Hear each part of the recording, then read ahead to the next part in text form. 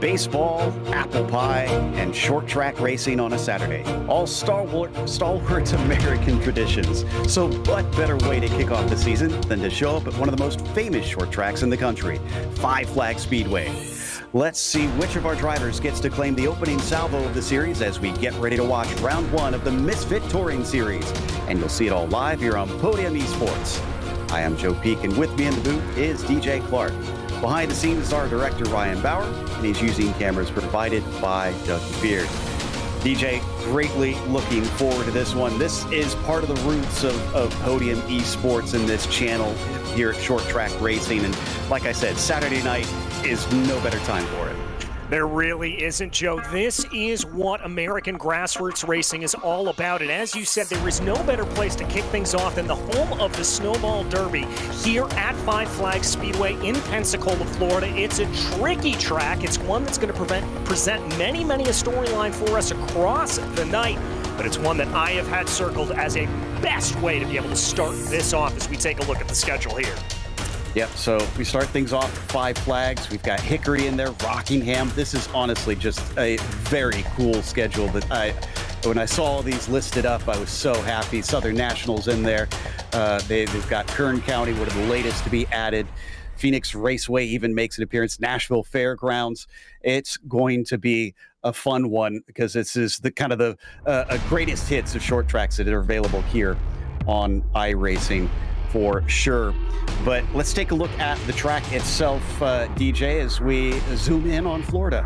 Yeah, as we come down here into the Florida Panhandle, as we said, home of the Snowball Derby, this short track, Five Flags, named for the Five Flags that have flown over Florida.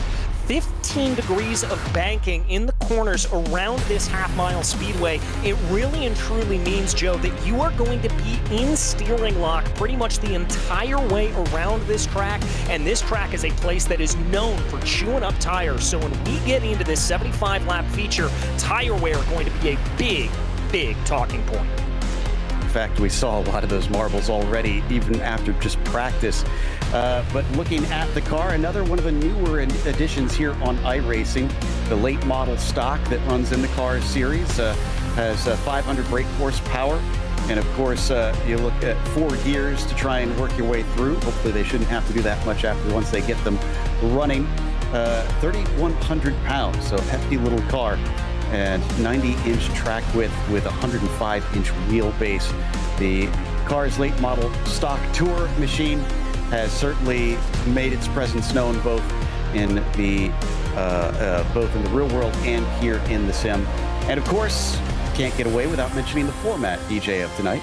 Yeah, exactly. It's going to be a standard heat racing format here. The top 12 from qualifying automatically advancing on into the feature event. From there on out, we're going to have a series of heat races. The top 3 will advance on from those 10-lap heat races, then a 15-lap last chance qualifier from which the top 2 are going to advance. That puts 26 cars into our feature. And as we talked about some of the stories of the race here, the right side's really going to take a pounding around here. Caution laps will count during the course of any yellows that get flown. So cautions breed cautions. You got to be careful about that. And every time you have a caution, have a restart, Joe, you've got to cycle back up through the gears, and that's one of the tricky things that you're going to have to keep in mind.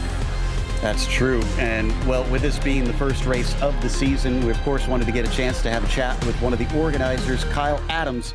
Kyle, thank you so much for bringing us on to cover this. We're so looking forward to it. I understand that you have plenty of ties with your local short track, which sadly is no more, but what inspired you to kick this off virtually? Absolutely. First off, thank you guys for being here and taking part. You guys are best in the business. Looking forward to having you all season. But yeah, the Rockford Speedway, you know, it's a deep passion for me. The drivers have become friends and family. And now that the track's closed, we want to find a way to keep everybody together. We're bringing that short track vibe into iRacing, and that Saturday short track, it's just so intense. And we want to have that emotion carried through the winter and then on to years follow.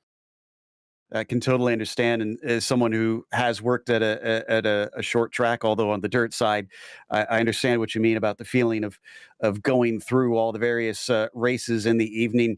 Is there anything that you pulled from your time at Rockford to help inspire this? Just a lot of collaboration with the drivers is really what molded this idea. A good friend of mine, Ryan Walling, who works with the late model team, and he was like, "Hey, I have this idea," and I had the same idea too. So we've really molded how the short track racing format is going to roll into this series, and it's like you're going to walk into the Rockford Speedway. You're going to watch your heat races. You're going to watch a last chance if we need it. Then you're going to watch one heck of a feature race.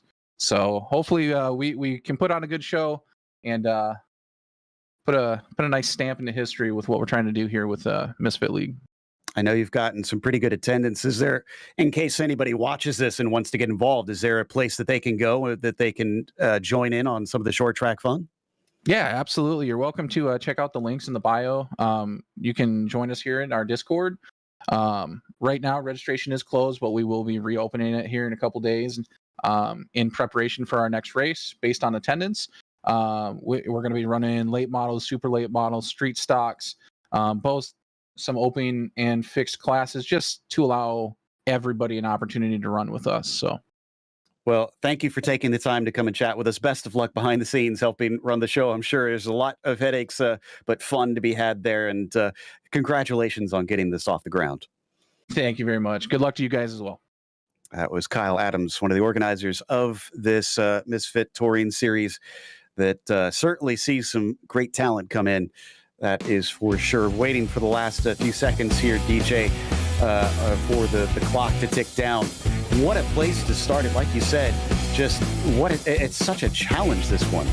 Yeah, it really is, Joe. I mean, when we talk about these different short tracks that move along through the calendar, this is one of the ones that is most tricky. And I think one of the big things that we're going to be talking about here today is that marble buildup on the outside of the track. It's going to make running high a little bit difficult, but we're going to find out how it plays because we are ready here at this point for heat race number 1.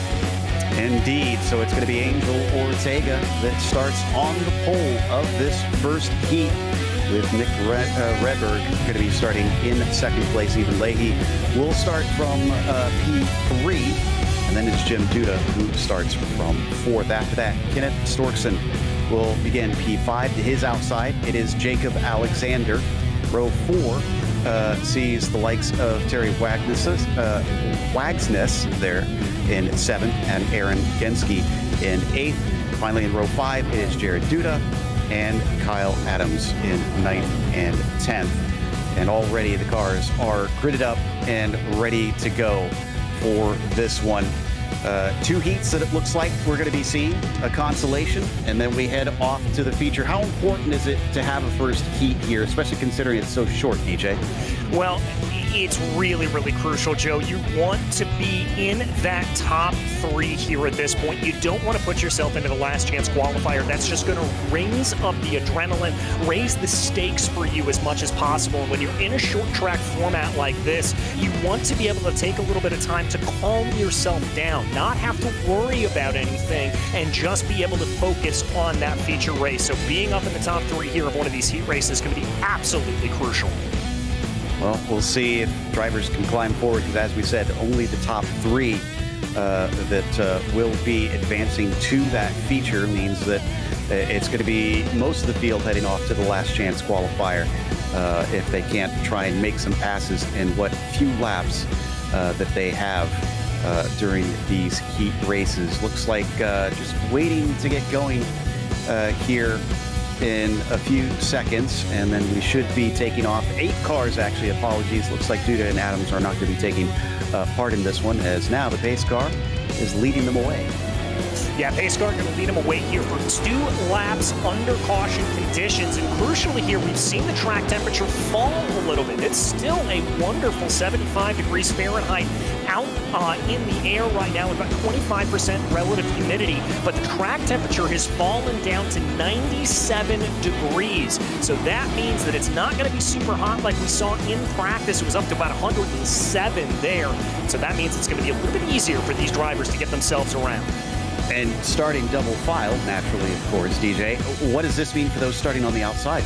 You mentioned the marbles. This is usually a low-line track from my experience here. Is that going to make life really tough at the start? Yeah, it is. I think you're going to see the likes here of Rehberg and Duda want to absolutely dive down to that low side as quickly as possible, try to slot themselves in line. And I think if you are the likes here of Evan Leahy, you are going to try to hold that position as much as possible. But this is all going to be on Angel Ortega to see what kind of getaway that number 29 is going to have. All right. So here we go. Pace car peels in. Green flag is out immediately, and it's a good start for Angel, although around the outside, Nick is holding on as tight as he can, but will he start to fall away now that we swing down to the corner? He sends it in as deep as he can go, and that drifts him up into the marbles, but he holds on to it, DJ. Yeah, just got those right side tires up into the marbles. Almost a little bit of contact there with Evan Leahy coming up from behind in third place. It was a good getaway for him, and we're still side by side for the lead of the race. I did not expect him to be able to hold on like this. He is way up out there. Now he's starting to drift up high, but still doesn't let it send it into the wall. Not sure where he's finding the grip because it is just a mess on that outside line car. Now starting to get a little bit loose, and I think we're starting to see the cracks form. Yeah, I think we are a little bit. That car got a little bit slideways coming out of turn 4 right now. Drifts up big into the crane coming off of turn 2. That's going to lose some momentum. And Evan Leahy says, thank you very much. I'll take that position. But Leahy gets into contact there with Ortega in front of him and drifts up the track himself. But he's got a nose ahead as they head back down into turn 1. Remember, these go by very fast. We're already on lap 4 of this 10-lap race. This works out well for Evan. Nick has got to try and stop the bleeding here. Yes, he wanted that second place, but he's still in a transfer position. Yeah, and that's the thing here for Rehberg. He wants to hold on to this position. He's got to be looking at his rearview mirrors on Jim Duda to make sure he's not going to be able to charge up from behind. Big contact on the outside wall. That's Leahy. Up into the wall he goes. Engine is toast, but no caution flag as he keeps it out of the way of everybody. So Ortega, Rehberg, and now Jim Duda are your advancing cars as we hop on board with Jim in the 53.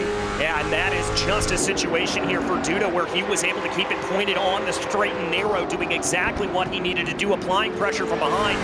Leahy officially down into pit lane here at this point. He's going to be out of heat number 1. That has got to be gutting. He was in such a good position there after he was able to make that pass. A little move to the inside from Wagnussen there in the 11 over Alexander. But he is still in 4th. He's not in a transfer spot. Looks like Nick is back on his horse, though. He is putting the pressure on Angel. Yeah, starting to look down to the inside there, taking a little bit of a narrower line. That's going to allow him to drift up off the corner, and he's got to check his momentum a little bit. But Rehberg did set the fastest lap of the race last time out, so we know that number 16's got speed. Not much tire saving in this sort of format with only 10 laps. It'll be saved for a little later on. Wagsness, who we're watching on board with, is the first one to be eliminated, remember, from that 4th position, unless he can make a spot up. He's trying to play catch-up on Duda in front of him. Here we see the onboard as we come to the white flag. It's do or die time. Yeah, they've got to go for it here at this point. I think for Ortega and Rehberg, they're going to be relatively happy as they come through 3 and 4. Ortega is going to win the first heat ever of the Misfit Touring Series as Rehberg finishes in 2nd. Duda will advance from 3rd. Everybody else is going to have to head into the last chance qualifier if they hope to make the feature race. And that is not a for sure thing, as we have more cars than can run in the feature at only 26. So there you see your top 3 and then all others from there on down, which takes us immediately to the next of the heats here today. And the grid on this one does see Bradley Stefane is starting on the pole with Easton Reidner in 2nd position. Cooper Goralski will start from P3. Keegan Busch will be in 4th. On row 3, Timmy Spatz will start in 5th. Ed Papineau will be in 6th position as Joey Steenbergen will be P7. Then it's Kendall Becker and Ryan Walling in 8th and 9th for this one. Remember, only 2 heats, then we head off to that consolation race for today. And they are already eager to go. You can see them gridded up once again. What'd you take from that first one, DJ? Because I was surprised that we saw the car on the high side hang on as long as he did. Yeah, I was very surprised by that as well, Joe. And I think what we saw there was a little bit of heads up. That car on the outside kind of deliberately putting its tires off into the marbles and deliberately unsettling the car a little bit to get that rotation up on the high side. I think that helped out here a little bit, so you're going to have to be a little bit careful about that as this race goes along. That may work for the heat races. As things continue to play out, it may not continue to be a successful strategy. Outside of that opening couple of runs, though, that high side looking very, very dangerous. We saw what happened with Duda and going up into that high side, or with Leahy, rather, going up into that high side. I think you're going to want to try to stick low as much as possible. I think so, too. Eventually, it started to bite them, and it bit hard when it did, unfortunately. So drivers on the second pace lap. This is Reidner's perspective here. Even, I don't think I've ever seen this, even has his drinks bottle in his mouth. Oh, there you go. He will have the drink here at this point to be able to have that, so that'll be good for him to be able to be going around, get a little bit of refreshment as he runs this 10-lap heat race. I guess you don't really get many chances to take a break at this track, so it makes sense that he'll want that in his mouth and at the ready if he needs it. Green flag is out for heat number 2, and up at the top of it, it looks like Bradley Stefane is going to be able to pull away easily and get to the front.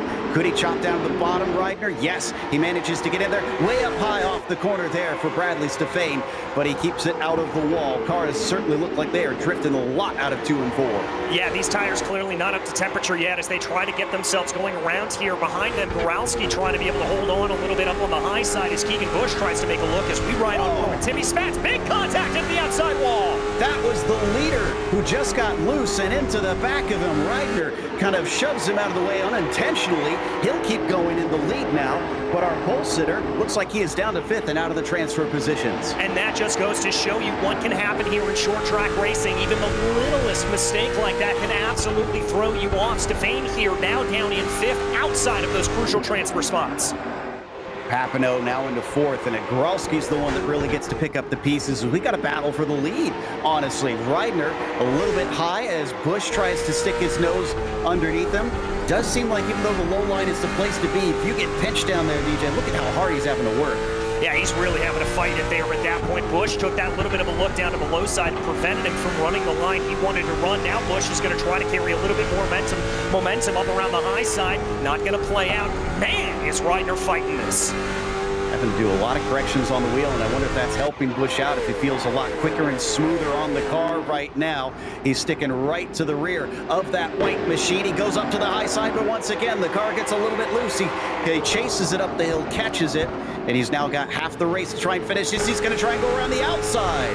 And he worked that line to perfection, just able to carry it out. Now he's going to drift up into the gray there. Both tires up into the marbles, it looks like from my screen, and he's going to have to check up his momentum, but goes for a little bit of a crossover. Down into 3 and 4 now. He's underneath him, but we've seen him have difficulty completing the pass. He gets loose and has to lift off the throttle. This is the battle for the transfer. This is obviously a little bit more important than that battle for the lead, as everybody does want the ego of taking the victory, but your night is going to be so much harder if you're outside the top 3, and I think Goralski knows it. Yeah, they certainly do. Goralski is absolutely putting up a fight here at this point, but he's only got 2 laps to try to pull it off, and now that Papineau is going to be in clear air there in front of him, he's going to be in good position. This battle in front between Busch and Reidner keep playing out as Busch, though, is up into the lead. Finally gets it done. 2 to go. They're coming to the white flag. Look at the steering wheel just sawing back and forth constantly. Looks underneath. Can he maybe take this one back? No, he's denied by the 27. Denied by the 27. That's going to check up his momentum. Now he should be looking at the rearview mirror to make sure Papineau's not going to make a move, but sends it in deep into 3 yet again. Out of the corner, Keegan Busch wins heat number 2 ahead of Easton Reidner, who will advance, and so will Ed Papineau, who finishes 3rd today. Goralski, who was in those transfer spots briefly, falls out, and everyone, him on down, will have to go to the last chance qualifier, unfortunately, which I believe we are going to be gritting up for in just a moment here. So this is to try and get into the feature race. Remember, this is going to be a 15-lap shootout, this one, as Terry Wangsness will start from the pole, and Cooper Goralski starts in 2nd. Then it's Jacob Alexander starting P3, and Timmy Spats in 4th, as Aaron Jensky will start P5. Outside of that row sees Kendall Becker in 6th. Kenneth Storkson starts from 7th. and Bradley Stefane starts 8th, Evan Leahy 9th, and Joey Steenbergen will be 10th. And just a couple more cars, Jared Duda, Ryan Walling, and Kyle Adams, which, as I said before, I believe they are not taking part. So I think if I heard correctly, DJ, will all advance to the feature then? No, it's just going to be the top 8 here. And with Duda, Walling, and Adams not being listed in here, this is going to be a battle to get out of those final 2 positions. And Joe, the battle that I'm going to be keeping my eye on is 2 of the fastest qualifiers from our previous heat races, Evan Leahy and Bradley Stefane. Both of those drivers were very, very quick, but found themselves in trouble. They line up 8th and 9th right on that battle for the final transfer spot. There you see some of the marbles we've been discussing on the outside. Some of the drivers, though, trying to warm the tires up and getting out into them. They might want to watch out. That's one thing you should actually hear inside the car. One of the neat things about iRacing is that you can actually hear dirt and marbles and things actually kick up underneath the car. So you'll know when you've gone too high. Yeah, you certainly will here at this point. You'll hear that kind of almost as it were, as I use my best voice box there to be able to try to describe what that is. But certainly is here at this point. But for these drivers, I think this is where we're going to see some interesting play. If I'm Wagsness, if I'm Goralski at the front of the field, I'm not going to be fighting too hard here, Joe. If I'm Leahy and Steenbergen, look for them to charge. So the 11 starting on the pole. Can he make good on that and hold up to the front and stay out of trouble? Green flag is out for the last chance race, and the 11 doesn't get the best of starts around his outside. Looks like Goralski's going to try and do his best to take that away. Someone going way up into the marbles there in the back in the red and black number 20, and someone getting loose in the very, very back. That was Steenbergen, who had to catch the car. Up at the front, all looks relatively calm, which makes sense considering they know they are through safely. Yeah, they're going to be a little bit calmer here. That number 20 up on the high side, I think that's Kendall Becker there, just not looking fully comfortable here at this point as he rides on high. Take a look out the back right now. That's going to be the 18 of Evan Leahy. Remember, we talked about him. He's one that's got a little bit to prove here in this last chance qualifier. He and Steenbergen need to try and make up some positions. Right now, the man on the bubble is Kendall Becker, who drifts up a little bit high. He was the one I saw get loose early on, going way up into the marbles. As we watch Wangsness, and we got a car up into the wall. Yeah, that's going to be Aaron Gangsky there in the 115. I think caught some of those marbles up on the high side. That's going to put him down into 10th, but the green flag stays in the air. We're going to stay clean. So he falls to the back. Now Steenbergen is the one that has to try and move forward, and in fact, he is going to have to go around a car as we get a caution flag, the first one of the night. Becker gets it turned back around, but things getting very frantic. He got some help from Leahy. Yeah, certainly did. Leahy, you can see there, just got a little bit loose coming off the corner. Now Leahy's going to send it in high here, gets into those marbles, tries to really cut down as much as possible. Gets a good run off of turn 2 here at this point. Leahy wants to try to use that speed, comes down to the inside, and a little bit of how you doing there from behind going into the number 20. All right, so drivers are going to re-rack here, and we'll get a restart. Let's watch from onboard Steenbergen, who I think is going to be able to mostly avoid it. Let's see.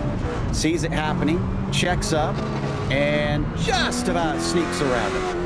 Yeah, maybe a little bit of side-to-side contact there, but these cars are pretty robust here, Joe, so we're not going to have to worry about all that much. But, oh, here, crucially, live stewarding coming into play as Evan Leahy has been given an end-of-line penalty, so he's going to have to start tail-end Charlie here on this restart. So that honestly, that makes sense considering we saw him get into the back of that car. So, yes, for those not familiar, if you're considered to be the cause of the caution, you're given an EOL. Now, if you get 2 in one race, you're parked, unfortunately. So you don't want to raise the ire of the stewards on that one, and make sure that you stay out of trouble out there. So far, it's honestly been pretty clean. I'm kind of impressed with how, considering the short track racing that I've seen in the past, especially at this track, this has been massively well run.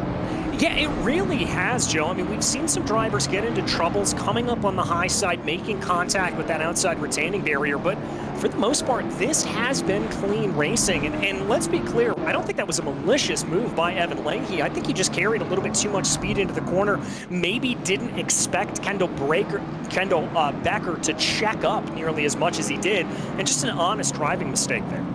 I agree. I didn't see anything that looked malicious in that one. That was just, unfortunately, you have to race really close in short track racing, and that'll happen from time to time. Now, don't forget, we have a lot of racing after this. These have been short, but it's going to be a completely different nature in the next one. 75 laps for the feature, as it looks like the cars are going to get ready to go here in a moment. The lights are still on, so we do still need to at least go one more time around. Yeah, and the crucial thing here about this, Joe, at this point is the fact that on this restart, tires are going to be a little bit colder, drivers are going to be out of position. They've got to get themselves back up and ready to go. And let's also remember, caution laps count. So they're going to come down here with 5 laps to go. This is going to be a real shootout to the finish. Right now, we still have 9 cars on the lead lap, so whoever is going to be last is basically the only person out. Evan Leahy, with his penalty, is the one that's going to have to try and climb out of that hole. Can he do it? We're on board with him here, starting from the bottom, and Wangsness is going to be leading them to the green. There it is. Green flag is out. Great run. Cooper Guralski around the outside. If he's smart, I would think he'd try and slot down to the inside where he's got a nice hole. That is exactly what he does. Yeah, runs it high to low there and gets a great bit of momentum. Side by side here, farther back for P3 right now. That's going to be Alexander and Spats trying to duke it out there. Contact, big hit into the outside wall. 3 cars into the barriers. And 1 on its lid, that's Timmy Spats. So how is this going to work out? So that came from Spats actually turning Jacob Alexander a little bit, and then I didn't quite see what happened behind them. Let's take a look at the first one up in front. Oh my goodness, that was a massive thunk. Yeah, that was a big, big hit there for the 251 of Jacob Alexander. And for him, I think it was him just coming up the track. Now, this is the 18 of Evan Leahy and the 62 there. And it's almost the exact same situation. Just tries to move up the track and, frankly, pit maneuvers themselves as they move up coming out of turn 4. To be fair to Evan, I think the car gets loose. Let's see if we can tell from this angle. Hard to tell. From before, from up in the booth, it looked like he got a little wobbly, and that's what sent him into the side of Steenbergen. This is going to be Timmy Spats' view of what happened here, and get ready for a wild ride. Yeah, and unfortunately there for both of those drivers that got collected, really nowhere to go for them as Spats there on his lid. He's going to be very thankful that he is in the virtual world here at this point, not in real life, as they come around right now. They're going to be coming back around here. It's still going to be Wagsness up in the front of the field. What's going to be interesting here, Joe, is that a couple of the drivers that are down onto pit lane, they're categorized up into those top 8 here at this point, including Alexander, Steenbergen, and Spats. So we'll have to see what they do. Now, they are going to have a green-white checkers here. So, yes, we are under caution. And we've got 3 attempts at it here in this consolation. But it looks like the drivers that are probably still out there are more worried, I would assume, about just simply getting a decent finishing position, and the pressure is off, which could make it a little bit crazier, DJ, because now, I mean, at least you're guaranteed to get through. So do you just go for it, or do you just say, oh, well, let's just bring this home and finish it? Well, I mean, that's 2 sides of the same apple here, Joe. There's one side of me that does agree with you in the fact that, yeah, I'll just bring it home, and I know I'm guaranteed to go in. But let's remember, these finishing positions here in the last chance qualifier are also going to determine where you start in the feature race. We've seen how difficult passing can be around here, around this Five Flags Speedway. So I wouldn't be surprised if we see a little bit of aggression out of these drivers as they want to be able to get a better starting position for the 75-lap feature race. Indeed, and the cars are looking very loose today too, which is kind of shocking to me there. This consolation race has seen so many more drivers having to chase it towards the end, and I don't think the track is heated up that much, but it certainly looks like they've become quite the handful. So we hop on board with Aaron Genske, who is going to be going to try and get out and make up 2 laps in 2 laps, essentially. Everybody else has to reckon from. Don't think this is going to work out, so green flag is going to come out for Terry in the number 11. And all we need to do is get to that white flag, and we'll go straight to the finish. Well, and so far through turns 1 and 2, we look nice and clean. The only driver really working down on the inside is Kendall Becker there at this point, as now they start to fan out a little bit, coming around to the white flag, as the white flag will now wave. 1 lap to go here in the last chance qualifier. Race is official. Getting turned around, the 11 gets sent up into the wall and hit by the 20. Goralski is your new leader. An unbelievable change of events on the final lap of the race when the yellow cannot be thrown. Cooper will take the win, and the consolations to fame is going to go through. And we're understanding that everybody out on track will make it down to Genske. Unfortunately, Alexander, who is in the pit lane, is done for the night prematurely. And I want to give some credit there to Genske for making the heads-up play. He recognized that Alexander was down in pit lane, and we talked about those 2 laps that he needed to make up. That wasn't on the field. That was just on Alexander. So for Genske, for him to just get on through, that meant he could get to the finish. And brilliant, brilliant heads-up there from Aaron. Well, our grid is now set for the feature, and the drivers are lining up. So it's John Gifford who is going to be on the pole for this. Jake Sylvia will start from 2nd position, as Michael Weisman will begin from P3. Kenny Troughton starts in 4th today, as Tyler Mueller will be P5 and Jaden Dahlberg in 6th. Then you've got Jeremiah Rachecki in the 7th position, flanked by Matthew Moniak. Grant Brown will start from 9th, and the top 10 are going to be rounded out by Keegan Smith. Moving back into 11th position will be the number 20 of Jevin Goralski, followed by Matt Urban in P12. Then it's Angel Ortega in 13th position, followed by Keegan Bush. Moving back down into row 8, it's Nick Rayberg and Easton Reidner.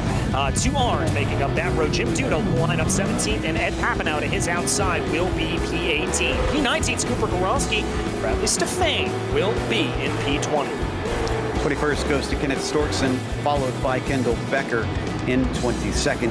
Terry Wangsness will be in 23rd. Joey Steenbergen in 24th, and Timmy Spatz 25th, with Genske being the last car actually starting from pit lane. It looks like, not sure if this was a penalty from the stewards, because I don't see anything at this moment, but he is going to be well behind the field and actually at the risk of going a lap down early on. Yeah, will be at risk of a lap down. Not sure what's going on there with Genske exactly. Maybe just wants to avoid a little bit of the chaos at the beginning of the race here at this point. But everybody bringing their way around as we check out the virtual driver's wall. Love to see those cameras, and hope we can see a little bit more as this season goes along. Update on Leahy. Unfortunately took tires. You are not allowed to change tires at any of the races in this series. So as soon as he did that, he was DQ'd and is out for the night. So 26 cars and a green flag here at Five Flags Speedway as we take off for the first feature race in the Misfit Touring Series. Round the outside for the 88 of Jake Sylvia. A very good start for him. Could he take this away from Gifford? He's going to certainly try to. A little bit of scruffiness farther back in the field as Kenny Troughton got very loose coming off of turn 2. Contact farther back in the field. That's going to be, I couldn't tell who it was. Somebody turned around, but it looks like we're going to stay green. Never mind. There's a big pileup coming out of 4. See, Troughton turned around. The 20 is kind of into the side of him. And it does look like this started with the 25 of Kenny Troughton, who once again got a little help from behind. So once we pull up the replay, I think maybe it was Jaden Dahlberg in the 36. Yeah, I think it was too. There was a car that was spun around here. No, that was the 25 machine there of Kenny Troughton that originally caused that spin around, and then just a big domino effect as everybody tries to be able to get their way around, and unfortunately for a lot of them, unsuccessfully. And it's Dahlberg here in the white and yellow that gets into him. Yeah, you saw the tip around. Again, nothing malicious there, but what a domino effect, that being towards the front of the field. They're actually kind of lucky that more cars did not get involved in that. I saw a bunch sneak down to the bottom.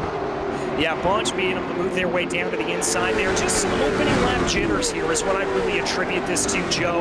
As there you see lots of cars turning around. Looks like we're going to have a couple coming down pit lane, maybe having those virtual pit crews hammer away at the car, including Matthew Moniak and Nick Rayberg here at this point.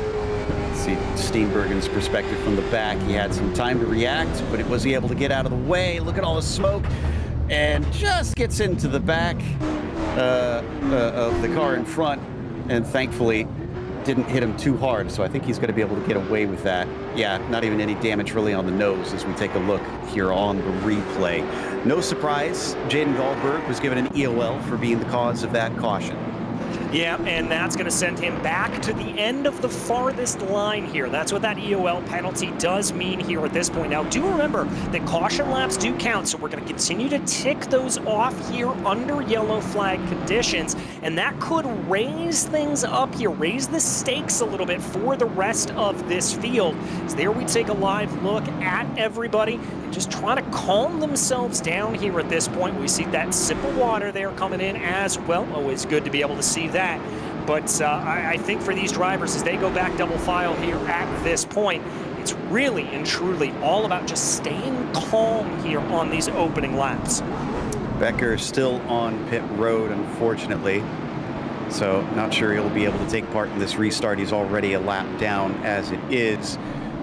So he's been kind of put under the gun on this one. Double file and into 3 and 4, waiting for the signal. Sylvia and Gifford started off where they were before. Green flag is out. This time a much better start for Sylvia in the 88. Gifford cannot mimic what the 88 had done on that initial start. In fact, he's under attack down on the bottom side by the likes of Weissman. Yeah, Jeremiah Rychecki tried to be able to send a move, thought about taking it 3 wide up to the outside there, but Rychecki just couldn't make it play, and I think wisely hung back there, as now he's going to get involved in that battle with Weissman and Gifford for P2. Seen a lot of loose cars towards the back of the field. This is an open setup series, so everybody's trying to get their car into a comfortable position, but it looks like this track is not behaving well for a lot of them, causing some loose race cars down in the 1 and 2 once again. Weissman still in second place, way up on the high side for Gifford, and he's going to be able to keep it out of the wall, but he won't want to ride those marbles too often. No, certainly won't want to do that, because not only are you going to find yourself very loose as you get up into them, it's like sliding across ice, but you're going to get that marble pickup on the tire. It's going to take a lap or two to be able to burn that away, so you want to stay out of that as much as possible. As the front 4 look like they've fanned themselves out here, make that about the front 6 have fanned themselves out here relatively evenly. Deegan Smith, Grant Brown starting to have a little bit of a battle as we ride on board with Easton Reitner back in 11th place. Yep, he's currently fighting actually side by side. Can't quite see to his outside. There he is Goralski trying to hold on tight as drifting up beside them. They've also got Bradley Stefane fighting. Whoa, and somebody down to the bottom. Not sure who that was. That was Aaron Ginsky. That was him trying to stay out of the way because he's a lap down, so he's not in this fight. We come back to the battle side by side, getting loose, hitting the inside wall. Massive wreck there into the pit entry wall. Yeah, that was Rayberg. Papineau collected in it as well. Looks like Stefane may have been gathered up into it as well. Big, big hit there, and that's one of the dangers of short track racing is that interior wall. It was Stefane that started it all off, unfortunately, and he hit that inside wall. It looks like he made contact with Reitner. Here it is here. Starts to spin him. Oh, man. And if it was just maybe a foot wider, he would have avoided it. But, of course, then he would have slid up into the cars to the outside, but maybe would have been less of a wreck. Let's watch from his perspective. Yeah, it just comes down here. I can't really tell from that angle if that was a pinch or if that was a little bit of a drift up, but such a big kathunk there. And I'm not sure who that was that got absolutely ping-ponged out into the outside barriers. But talk about an unfortunate string of events. We're going to ride on board with Storkson, who's going to be in the popcorn position to all of this. So it was Jim Duda who got hit. And then I think the 10 of Papineau, who we already mentioned, was just at the wrong place at the wrong time. Both cars just kind of bounced into in the end. So one more angle on it here. Yeah, look at how quickly it shoots him out to the outside. And he's since taken it into pit lane for some repairs. In fact, that one, I think, sent a lot more cars into pit lane than our previous wrecks. Well, I mean, the previous wrecks that we saw, Joe, were a little bit slower speed. They were a little bit of just kind of brushing into one another and barely hitting one another and that kind of thing. For this here, for this incident, that was high-speed collisions as everybody was getting onto the power out of turn 4, and that's what really sent them around. Still at about 89 Fahrenheit on the track, so drivers are slipping and sliding around. Maybe they need to cool it down a little bit. I mean, there's always that old adage, DJ, if you to finish first you must finish. So I mean, some of these drivers, I think, are looking antsy to try and be as fast as possible, but maybe it's a case of run at 9/10. I think even back it off into 8/10. We've seen 2-3 caution periods here in the first 15 laps of this race. And I think for a lot of these drivers, you've got to just let the race come to you a little bit.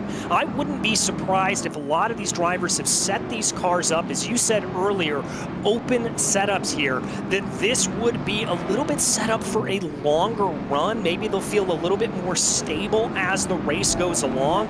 And so I think here for the early sessions of the race, just let the car come to you, let the track rubber in a little bit more, because remember, even with the marble buildup, the more drivers that we send around the track, the more rubber is going to get built into that low line. It's going to make it grippier, it's going to make it faster, and it's going to be easier to run low. We're double file, ready to start once again. And this time, I did not see a penalty given out, an EOL penalty given out, so maybe they considered that one a racing incident.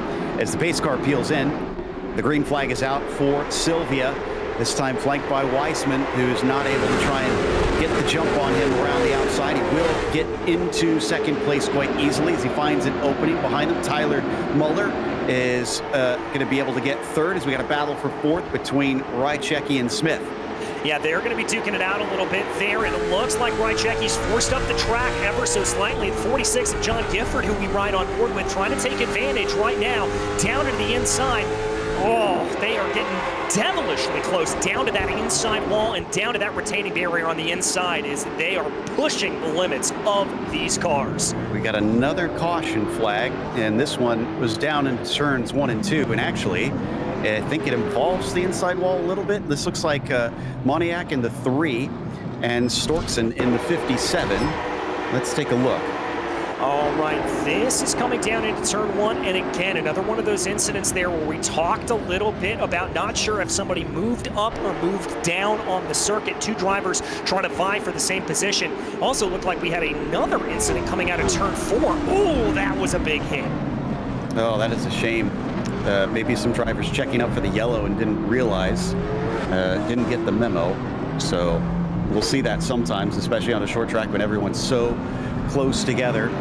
Reidner looking a little bit nonplussed about the whole thing, and don't blame him. This has been a bit of some caution flag racing out here. So here's Easton. Oh, was he involved in this? Yeah, he was. Oh, yeah, he just, and got tagged from behind there.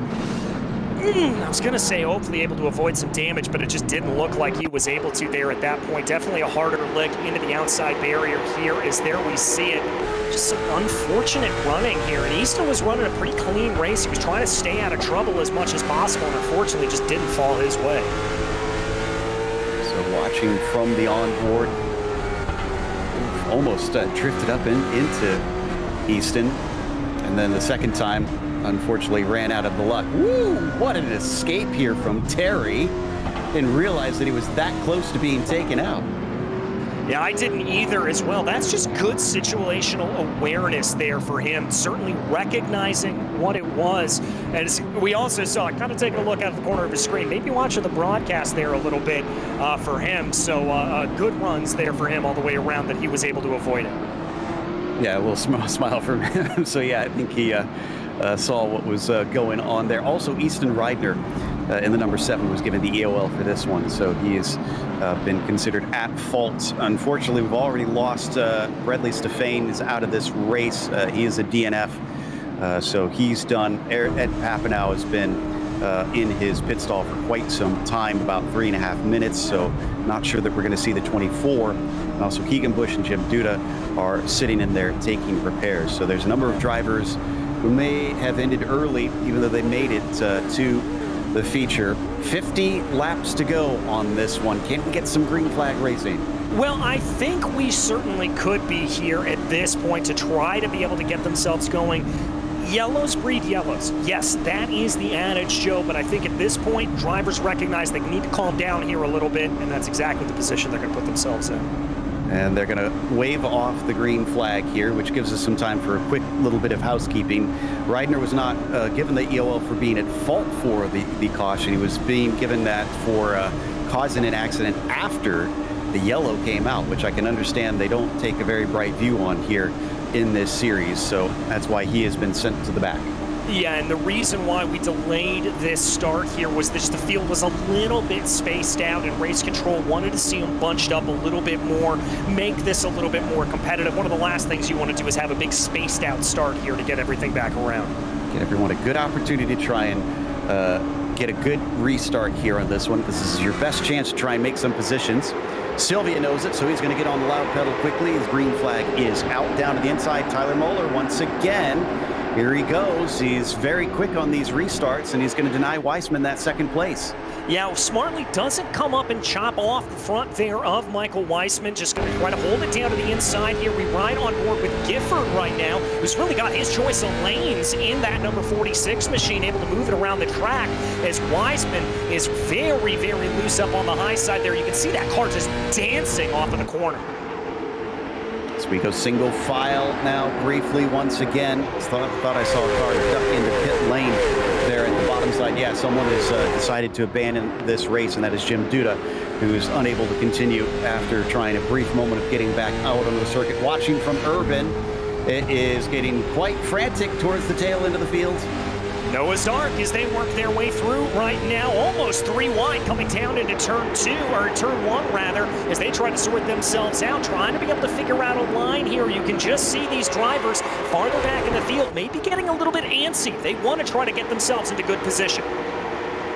Coming off the corner down on the low side, Matt Urban still trying to make the pass on Growalski, but nothing doing as we go up to Gifford now in 5th place. He is on the tail of Michael Weissman. And that's the top 5. Starting to see a tiny bit of a breakaway from the rest of the field. Yeah, call it about 8-9 car lengths in between Gifford and Grant Brown here at this point. But I'd be wary if I were that top group and know the battling's going on behind me. I'd want to stay in line. We check back here to Nick Rayburn trying to fight his way back through the field after being involved with that incident earlier. He's got an absolute slowdown in front of him there as Dahlberg and Goralski are 2 by 2. Still some good fighting here towards the back of the field. Dahlberg on the bottom side, recovering from his earlier penalty. Goralski now has to watch out because Rayberg is right underneath him as we hop on board with Goralski, who is currently sitting in 9th. Yeah, that's a good run here for Goralski to be able to get his way up. We've got a little bit more reports coming from race control. Aaron Genske disqualified for taking tires. Again, that is banned here in this Misfit series. Yep, they try to do it like a real short track where you're not out there taking tires. Drivers have to try and run from start to finish on the same rubber. Things getting a little bit tense here in the top 5. Yes, they pulled away from those behind, but guys like Gifford want to try and make some inroads. Yeah, right. Checky got a little bit loose there behind them. That's going to grow that gap between Grant Brown and John Gifford, I think, a little bit. As we ride on board right now with Terry Wagsness he is back down in 11th place, trying to get his way up forward. He's going to be hoping for another yellow to come out here. Looks like he's got a little bit of a spectator watching over his shoulder. I was just going to say, just to put the extra pressure on, he's got someone watching from behind. Not sure who that is, but certainly, oh my goodness, look at the corrections going on as he's trying to keep the car from slipping out from underneath them. Again, these cars just look like they do not want to give grip today. No, they are absolutely dancing here, Joe, and that really shows you just how difficult it is for these drivers to try to keep everything up underneath them. We do have a little bit of interesting formation coming up in front, though, as Joey Steenbergen is a lapped car. He's sticking up to the high side, giving these leaders some space, but we are going to have to deal with lap traffic if we continue to stay green.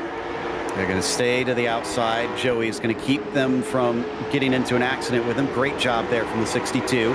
All top 5 have now gone through. So that answers that question on if that'll affect this top battle. 36 laps to go now, and it is still Sylvia leading the way.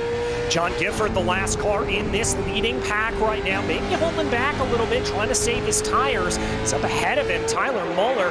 Maybe a little bit of contact there with the outside barrier. He's pushing the limits. Can do that sometimes. Can't do it too often as they come off and just scrape the wall once again off of turn 2, using it to keep himself keep himself flying as fast as he can off the corners. And he and Wiseman are getting very close to contact. In fact, Wiseman gets turned around. Oh, and that's going to send him spinning. He's going to be down to the inside. Let's see if the rest of the field is able to clear him here at this point. Caution has been thrown. I wondered, it took a while for it to come out, but it looks like actually that was a manual caution from the stewards. So iRacing thought that was far enough outside the racing line, and poor Michael Wiseman is probably very happy that they had thrown the manual caution on this one, because that certainly would have put him multiple laps, or at least one lap down. Started to get loose, so I think we had a wreck already happen, and poor Gifford was kind of in the wrong place. Yeah, and what happens there with that is that may be a little bit of a result of getting on the power just a hair too early, maybe turning the car in a little bit. No, Joe, you know exactly what it was? I saw there coming up behind that car in front of him of Tyler Muller is he went into the corner and had to check up his momentum. I think he had to try to dab the brakes a little bit, and that just over-rotated the car right about there. You can see it start to go, and Gifford unfortunately tried to move up to the high side, tried to be able to give him space, and then just no space to go, unfortunately. Yeah, and that just is kind of the nature of the beast in these races, where sometimes you run out of that space very quickly, as we're trying to get the cars back up here in a line once again. There we see the spectator for Wangsness. We're not sure if that's a sibling or not, but looks like they're at least playing as an extra spotter for them, kind of giving watch for this race. I know I would not like someone looking over my shoulders. I'd want to be able to focus on what I was doing without having an extra audience member, but he seems to be dealing with it just fine. So we've lost Stefan, Bush, and Genski and Duda so far from this race. Papino's back out on the track, but he's 22 laps down from the leader. Becker is back out. He is 13 laps down from the leader. We have 17 cars on the lead lap. Yeah, and I think here for a lot of these drivers that find themselves a lap down, trying to be able to pull themselves back up forward, this is just an attempt to frankly hope that there's a little bit of carnage in front of them. Hope that they've been able to gain some valuable points here in the championship. We saw that schedule earlier, Joe. This is a long championship to go through here. And so any points that you are able to gather, that's going to be valuable. And even a single position gain is going to help you. I'm very impressed with Jake so far. Jake Sylvia has been leading this race. He didn't start on the pole. In fact, Jake started from outside the front row. So he did have good track position, but he's been basically holding it down ever since he was able to make the pass and run away with it. Deegan Smith next to him, up from 10th at the start, 8 positions gained. He's definitely a threat to those, because it looks like he's got speed and he's been able to stay clean, which has been a difficult proposition in this race. Green flag is out, and off goes the 88 once again. Muller versus Smith on the outside. Deegan going to try and hang tight, but he does not have a nose ahead. This is going to be tough for him to come back from this. Yeah, I think it is as well. I thought he was going to maybe dive down to the inside there in that number 15 to be able to see if he can do that. Here they go, leading their way around. You're going to say all clumped up here at this point. That's the 45 running up a little bit high. I think that's John Gifford trying to be able to hold as close as he can. As here's Angel Ortega. Remember, one of the good runners here from the heat both sessions, moving his way up through the field. He finds himself up 7 into a top 6. And Deegan Smith was banging doors with Muller before. Both managed to get away with it, but they were all sorts of loose. Second goes to the 15. The 13 now under threat from Grant Brown. Yeah, Brown looking to the inside. And remember, we speculated there that Grant may have been holding back, saving his tires a little bit. We'll have to see if that's the case here. Dips his tires down very, very low, almost past that white infield barrier, just trying to get some good rotation. Gifford on the high side, still fighting with Ortega. Ortega gets loose underneath him. He's going to gather it back up, but he falls back to 6th. And Terry is certainly fighting hard as he is, we watch his onboard looking forward. He is currently in 10th position, up 13 from where he started. Big wiggle there from Nick Rayberg up in front of him. That's going to allow the opportunity for Wagsness to be able to move up into the inside. And I think, actually, Nick may have made contact with the outside barrier. That's going to make that move all the easier. Gifford gets down to the inside as well. I think we have, a car with a blown engine there we just saw go by as we head down into 1 and 2. Once again, Gifford with the shorter line. Grant Brown trying to hold tight there in the number 14, but it does look like the bottom line is now the place to be for sure. It is, but Gifford's got to be careful here at this point. Doesn't want to either give any opportunity from behind, but also doesn't want to lose touch with these top 3 up in front of him of Muller, Smith, and Silva. He's got to try to just focus on his own lines. I'm pretty sure anybody who gets shuffled to the outside right now with this group is going to just fly backwards and get freight trained. Checking in with Weissman now, who currently sits in 11th, kind of at the back of this group. He's on a recovery drive, actually down. Oh, contact! Big wreck in front of him. There's the caution. Yes, indeed, there is. I think that was Grant Brown involved in it. I see him moving back down through the field here at this point. The number 14 spun around. Not sure if that was contact. So Brown, I think, on the 14. He got some help. That was Rychecki in behind him. Yeah, also looks like the 48 there of Matt Urban may have been almost spinning around here as well. Let's ride on board. Big wiggle up in front there. I think that was from that number 14 machine that we talked about a little bit earlier. As here he is down to the inside. You can see just how much opposite lock he had to put into the car. Lucky he was able to actually hold it there at that point. Yeah, that would have been multiple cars flying up into the outside wall here, and these are not safer barriers. This is concrete, so it would be a smash. Yeah, watch the teal S on the hood there on the bottom. Really loose. Saves it while underneath another wreck, and everybody else behind him, unfortunately, has a little bit more damage now. Yeah, a little bit more damage. I don't think that was high speed enough to necessarily cause some massive damage through the field, but we're under 20 laps to go here at this point, Joe, and this is where it is time to put everything on the line and get yourself ready to get into position here. Yep, so it's coming down to it now. We've got only a few laps left for this one. We saw once we get green flag racing going, these laps tick off quite quickly. You're looking at only 16-second laps. So you have to remember, 15 degrees banking. This is actually a pretty steep short track. Yeah, it really and truly is. I mean, 15 degrees around a half-mile circuit, that's incredibly steep. You can carry so much speed through these corners, and normally, if we didn't have these marbles on the outside quite to the level that we do here, I would expect that high groove to come into play a little bit more. Those marbles really proving the deciding factor on where to put the car.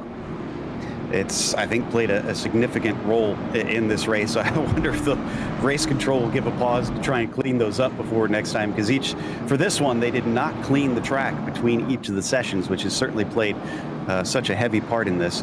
And trying to see if we have the lights on. Lights out. I don't think we do. Because, yeah, there they go.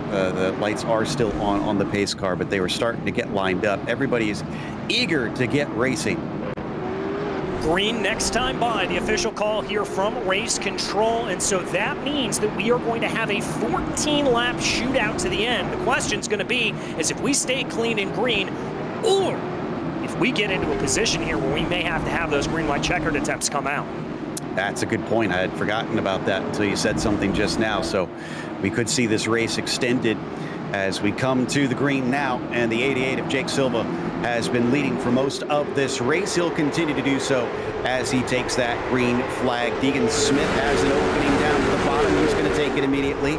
Gifford has been stuck on the high side a lot, but he seems to be okay with it because he keeps doing it. Yeah, he keeps doing it there. I wondered if he was going to maybe take a look down to the inside there of Tyler Muller coming into turn 3, but clearly that's not the case here. A little bit of too wide far back in the field. We got a car spun around. Dahlberg, and there's the yellow. It was a single car spin, but the stewards have deemed it enough to bring out that yellow. And he got help once more. Was this Easton? Oh no, it was Easton Reidner again.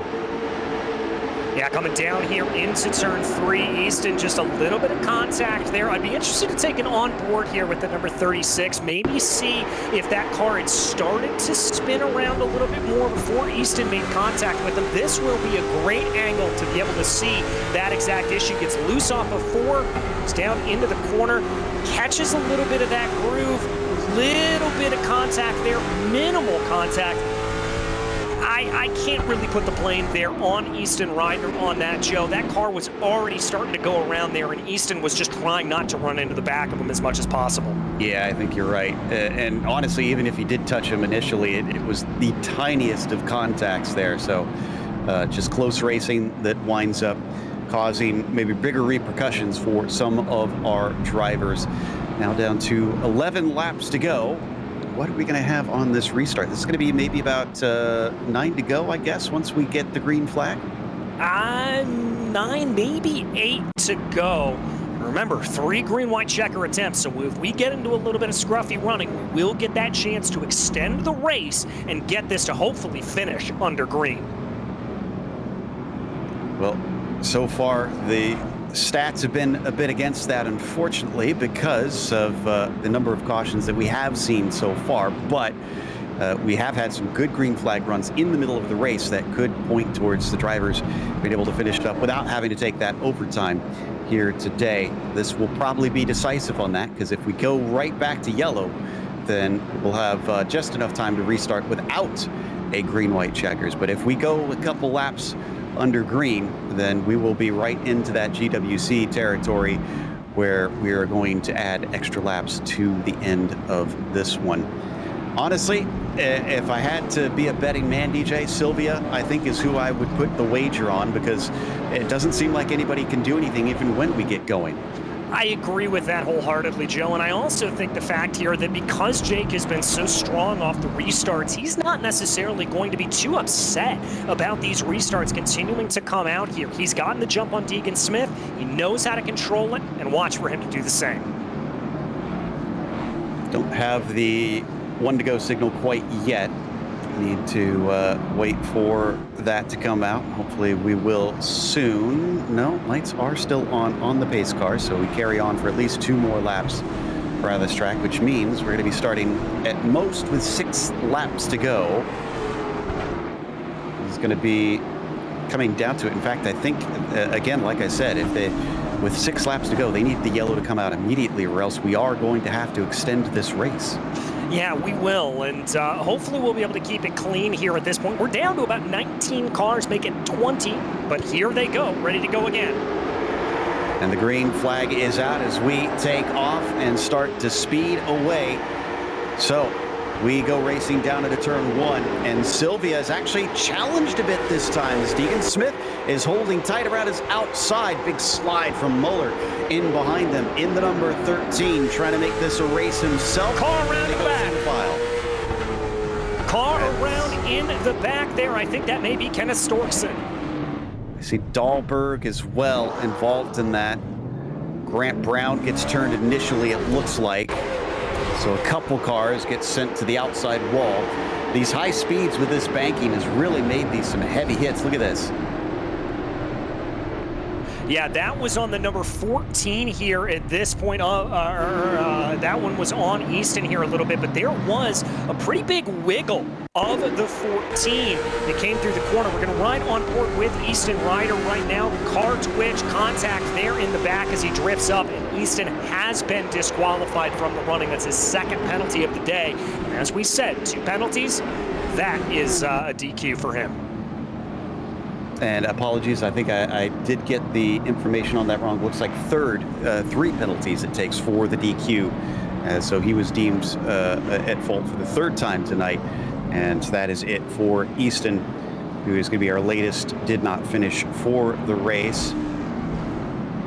And now we are waiting for just 2 drivers left here of our cameras that have hooked up, because we've lost our other ones, unfortunately, early in this race. You can see a shake of the head for one of them. That's Kenny, actually, Troughton, who seems like maybe he's getting a little bit frustrated with some of the cautions here. He currently sits in 12th. I think he'd like to get this one rolling. Yeah, I think he would as well. And Joe, it's such a frustrating thing when you are a short track racer, when you are a dirt racer like this, when you're in these kind of positions. You just want to get the race going, especially here. Look at that damage, though, on the left-hand side of the number 25. It doesn't have to look pretty. You just have to be in the winner's circle. I don't think it's likely he'll be able to do that, but he is still on the lead lap, so theoretically he's got a shot if it gets chaotic again here at the end. And at 3 to go, if the lights don't go out, then we are going into overtime here. And lights are not out. And we are getting the official confirmation from race control that this race will be extended into overtime. A green-white checker attempt will be had. They get 3 of these. Now, for those who are not familiar, the way this works is the drivers get 2 laps to try to finish the race. If the yellow comes out on the first lap, we'll go back to another green-white checker attempt. Obviously, this will happen 3 times. If we get a yellow on the 3rd time, then the drivers will finish under caution, and that is it. But if we get a yellow after that 1 lap is over and the white flag has come out, then that basically means it is a dash to the finish. The race is official, and a yellow cannot be thrown. So keep your wits about you if we get to the end here, because then it's basically every man for himself. Yeah, certainly will be here, and I'm going to put the impetus here once again on Jake Silva. We've seen that 88 get great restarts, but Deegan Smith was scrappy last time around. Let's see how it plays out. All right, there goes the pace car. Control given over as the green flag is out for Sylvia, and he's on his way down into turn 1. Not quite as clear as we've seen last time. In fact, Deegan has some threat from Muller underneath him. In fact, he's going to get into him and slap the outside wall. He gets spun around. That's surely going to be a caution. No, we stay green. They carry on. They take the white flag, and we're going to finish this race. That is gutting for those involved in that wreck. Sylvia and Smith chasing to the end as Smith looks up around the outside. Deegan wants to try and take this one away right at the very end. He's going to have to do it the hard way around, but he doesn't have the grip, and this one's going to go to Sylvia for the first race of the Touring Series. Absolutely incredible jive here from Jake Sylvia. Really, really controlled running off of the restarts there. Deegan Smith setting the fastest lap of the race on the last time of asking. A fantastic run, though, for Sylvia to take the victory. And credit to Smith, who tried hard to try and get that win. And he did a very good job running it down to the line. There was about 0.06 of a second. As we get a burnout here, because it's time for Misfits Productions' winning moment. If you love short track content, then make sure you subscribe to their YouTube channel here on Misfit Productions. Congratulations here to our winner. I think we might have a replay on that restart. Checking to see if we're going to be going to that. Here we are. Talk us through this, DJ. Well, you see the 15 there, just try to send it around the outside, and then the slip there is the 78 tries to push as hard as possible, tries to be able to get that run coming up to the inside. The car just screaming, the tires out, and that's what happened there to him. Now as Deegan Smith tries to make this work, it's a good run there. Great heads up from Sylvia to try to slow his momentum down a little bit on that inside, and then chucks it around the outside here. Does Smith. Contact there that sends him to the outside barriers, and that really cost him any chance of being able to take this victory. But man, it was a white knuckle finish between the two of them. We are going to take a quick break, but we're not done with the show. The Misfit Touring Series has the unofficial results as well as driver interviews coming your way.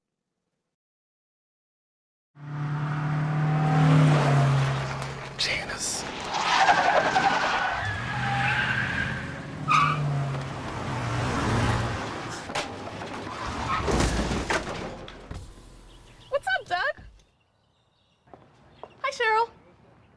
What got into you? At Sunoco, we know how to fuel peak performance. We've been doing it for American racing for over 50 years. Fuel your best. Racing isn't easy, but experiencing it is. iRacing puts you in the driver's seat with the industry's leading sim racing game. Drive on laser scan replicas of the greatest racing circuits from around the world. Go head-to-head against other drivers chosen by skill-based matchmaking to ensure competitive racing at every level. Compete across all your favorite series. In officially licensed cars, engineered to deliver the most accurate driving experience possible.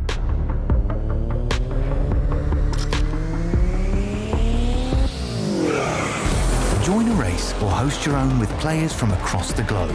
Race against the computer or in a league with friends. Feel the thrill behind the wheel.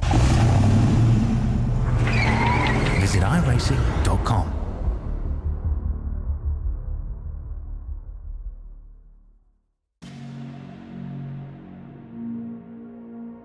Welcome back to Five Flags Speedway. Our results for the first round of the season sees Jake Sylvia take the win by a mere 0.06 of a second over Deegan Smith, who fought him all the way to the checkered flag and actually climbed from 10th to do so.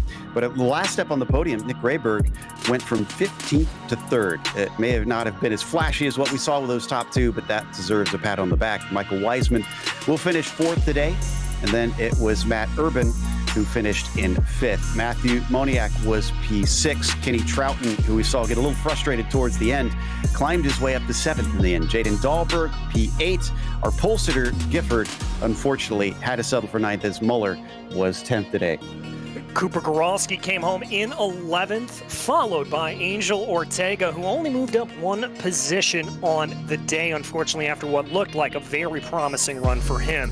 Then we ended up in some drivers that ended up a lap down or 2, starting with Terry Wagsness, Timothy Spatz, and Jeremiah Rychecki. Also 1 lap down was Grant Brown, despite the fact that he was up duking for the top 3 earlier in the race. Moving down into the drivers that finished more than a lap down, it was Kenneth Storkson, Joey Steenbergen, Easton Reidner, Kendall Becker, who finished 25 laps down.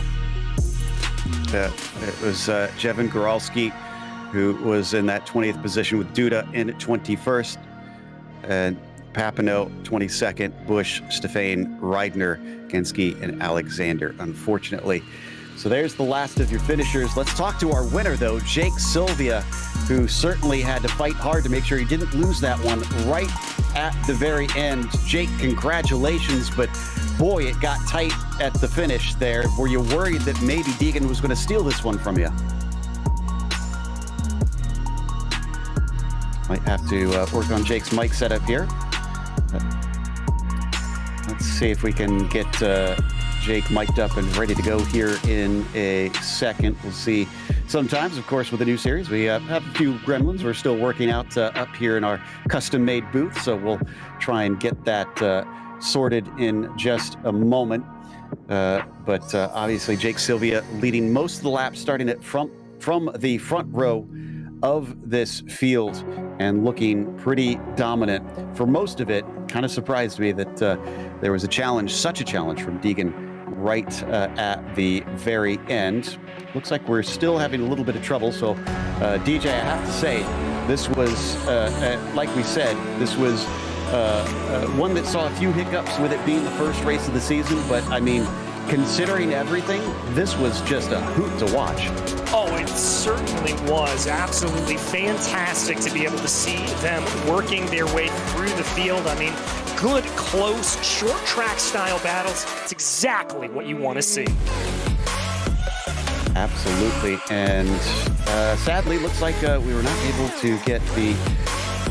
now we've got Deegan Smith ready to talk to a second place finisher. So let's get the opposite side of the story. DJ, here is our second place finisher. Indeed, Deegan, it looked like you were absolutely fighting tooth and nail every single time they came around to be able to get that position away from Jake. Talk me through that race. Yeah, I had to start 10th. I had to make my way through those wrecks. That first wreck, I almost didn't miss, which I'm grateful that I got through. Towards the end of that race, I kept getting faster, but we didn't have the long runs that I needed to get past them. Yeah, just didn't necessarily have the long runs. But what was your strategy coming in on those last couple of runs, knowing you just had to kind of put pedal to the metal and see what you could do? Just get the best restart possible. As long as I could get down to the bottom, I could stay with them. But like I said, if I had a longer run, I probably would have got past them. Well, we'll have to see. We head off to Hickory next time around. How do you feel about that speedway? Relatively new addition here on iRacing. That's one of my better tracks, so I'm going to be pretty decent there, I hope. Well, we hope as well, Deegan. Very excited to see you out there next week. Anybody you'd like to thank, though, for this P2 here today? Just Fuse and Shut Up Shop. They gave me the sets. That's really about it. Well, excellent. Deegan, congratulations again, and we'll see you at Hickory next time out. Thank you. That was your second place finisher, Deegan Smith. Third place went to Nick Rayberg. We're going to talk to him because the limelight was definitely stolen by that battle for the win at the very end. And the number 16 coming home in third today. Nick, what a climb. This is a track usually where it seems like it's difficult to make passes. What did you use that was able to get you up from 15th to third? I was really horrible. I started practicing making a setup last night around 8 o'clock, and I was horrible up until heat race. I changed the gear and it took off like a rocket ship. So, I mean, I struck a miracle and a half. We saw so many drivers fighting the cars today. It looked like they were very loose out on track. Did the conditions feel that way from inside the car? If you're getting help, yeah, it definitely was loose. But when you're not getting help, I was actually a dump truck out there, just having to use all the rear brake I could to get it to even slightly turn in the corner. Well, glad to see you're able to survive some of the craziness going on. Next week is Hickory. Obviously, there's a lot of history at that track as well. Do you see yourself faring well when we head over there? Hickory isn't one of my best tracks, but we're gonna throw the kitchen sink at her and see what we can do there. All right. Well, we'll watch out for you because obviously you've made a good impression here on this one. Congratulations on a podium. Thank you. Nick Rayberg in the number 16 car here tonight, and I think we're going to be talking to Jake Silva now. I believe so. All right. Are we on? We've got Jake Silva with us in the number 88 today. Jake, it looked like things were getting a little tight at the end. Were you getting nervous that Deegan was going to be able to steal this away? I wouldn't say nervous. I was definitely concerned with getting another restart there. He was really, really good. He was able to time it a couple of times, a little bit better than even I was. He matched me right away. I saw that wreck on the back stretch. Luckily, we were able to make it to the white, but I was definitely worried about that. After we took the green, I feel like, 2 laps to go. Even if he gets to my inside, I don't think he's able to complete the pass. These cars are so hard to, it's so hard to work around each other at a track like this. There's so much grip. We're going so fast. So it wasn't as much me being worried about that as it was just something happening on a restart with him. But overall, a great fight. He put it up at the end. He was way faster towards the end of that. So what does that tell you for the coming races? Are you looking over your shoulder at guys like Deegan? Because you looked like you had such good control of the race for most of the time. Yeah, I don't know who started pole. I can't remember. Whoever it was spun the tires on the restart. Missed. I know they hit the rev limiter in third gear, and that gave me the lead right away. Other than that, I was just kind of like setting sail, doing my thing. But next week we're not at a track I like. I think these bigger tracks that are sort of like this would be better for me. Obviously not tire wear wise. That was awful. I burned right through my stuff. But short tracks, I think, anything that's tighter than what we've got here, I've got a pretty good chance, and I don't think I should be too worried about anybody in the long run. And it was Gifford who was on pole. He wound up ninth in the end today, so definitely didn't have the speed that we saw out of you. Anybody you want to thank that helped put you in victory lane tonight? Yeah, I want to thank Ryan Kuhn and everybody that worked on the setup. I just got it before the race. My first laps on it were the race. I didn't have any practice. I had practice on another setup. There's a lot that's different with this thing. It drives a lot better than what I had before. So that was a big help. So I appreciate them. I had my Nana with me the whole race. She's the only way this was possible was with her. So I appreciate all you guys up here as well, putting the show on, having a good broadcast for us, and Kyle and Grant that were doing everything in the race for us. This is a lot of fun. Oh, it was fun to watch. That was your winner, Jake Sylvia, in the number 88 here tonight. So up next, as we mentioned, America's most famous short track, going to Hickory Motor Speedway here. So that should be fun stuff to watch for them, November 18th at 4 p.m. Eastern on Misfit Productions here on YouTube. Oof, that was an adventure, DJ, and I cannot wait for Hickory because with that being one of the newer tracks on iRacing, newer short tracks, I actually don't have as much experience calling races there, so this is going to be a new one for me.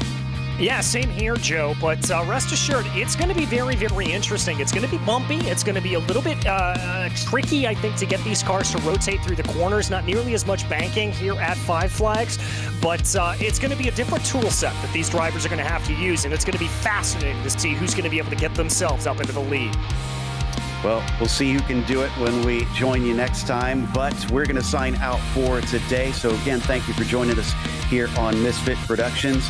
I'm Joe P. That's DJ Clark, along with Ryan Bauer and, of course, Dougie Beard helping us on the cameras. Until next time, race clean, race hard. We'll see you on the track.